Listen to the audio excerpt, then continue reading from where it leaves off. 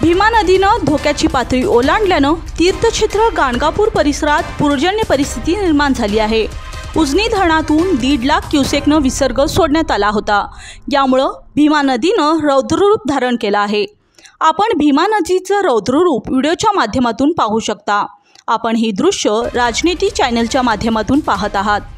तीर्थक्षेत्र गाणगापूरचा विजयपूर परिसराशी संपर्क तुटला आहे।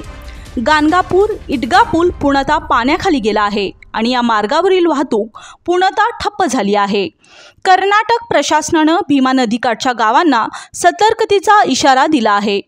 पुणे आणि परिसरात झालेल्या मुसळधार पावसामुळे धरण क्षेत्रात पाणीसाठा वाढला होता। त्यानंतर पाण्याचा विसर्ग केल्याने नदीची पातळी झपाट्याने वाढली। यामुळे गाणगापूरसह परिसरातील अनेक गावांमध्ये पाणी शिरलं असून शेतीचे मोठ्या प्रमाणावर नुकसान झालं आहे।